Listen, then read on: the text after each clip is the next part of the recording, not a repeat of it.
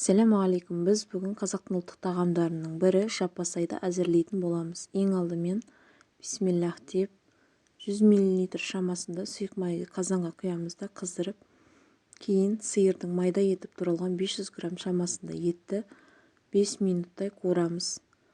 Бұнда қатып қалған заңдылық жоқ. Әрдайым жылқының, сиырдың, қойдың, барлық 4 түлік малдың етін пайдалансаңыздар болады. Және де етімізді алдын ала тұздаймыз. Тұздың дәмі етке сіңіп, әдемі дәм беру үшін. Кейін майда етіп туралған пиязымызды салып қуырып аламыз. Осы уақыт аралығында 3-4 картоп, 1 сәбіз, 1 болгар бұрышын және 2 сарымсақты турап аламыз. Дайын тұрған көкөністерді барлығын қазанға салып, араластырып, бұқтырып қуырамыз. Мұнда мен болгар бұрышын мұздатқышта сақтауға арнайы даярлаған болгар бұрышын алып қолданып жатырмын. Шамамен 1 болгар бұрышындай болады.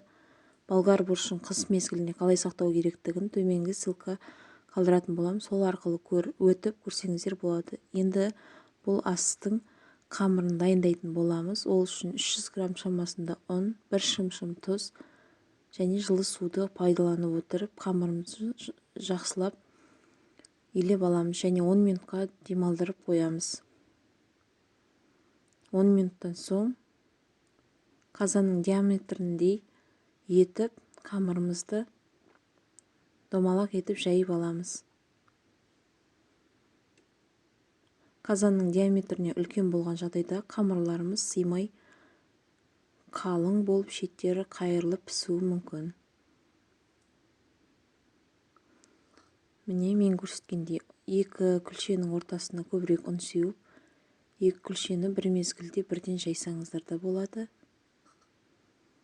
Егер жабысып қалады деген жағдайда бір күлшеден домалақ етіп жайсаңыздар болады. Кей кісілер үлкен бір күлше қылып жаяды да, оны дөңгелек тәрелкелердің көмегімен тез кесіп алады. Олай да жасауға болады. Міне жақсылап илеп, осылай қамырымызды тез созып дөңгелек етіп алуларыңызға да болады. Домалақ етіп жайылған күлшелерді бір ыдысқа бірінің үстіне бірін қойып, араларына өсімдік майын жағуды ұмытып кетпегеніңіз жөн. Және қазанға 1,5 стакан шамасында су құямыз. Егер суы мол болғанын қаласаңыз, бір елі қазандағы астан жоғары етіп су құйғаныңыз жөн. Және татуына қарай тұз және бұрыш сеуіп, қазанның бетін қайнағанша жауып қоямыз.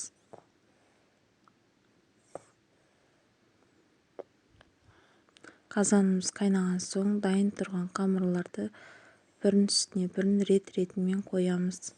Және де қамырларымыз еш уайымдамаңыз, жабысып қалмайды. Өсімдік майын жаққандықтан бетін жауып, орташа оттан сәл төменірек қызуда 35-25 минуттай бұқтырып пісіріп аламыз. Дайын болғаннан кейін қамырдың арасына немесе жай ішіндегі асымыздың салмасын салып, дастарханға әдемілеп әрлеп, үстіне қаймақ, өзіңіз қалаған соусты жағып, салып, үстіне аскөк сеуіп берсеңіз болады. Арнамызға тіркеліп қоңыраушаны басуды ұмытпаңыз. Ас болсын.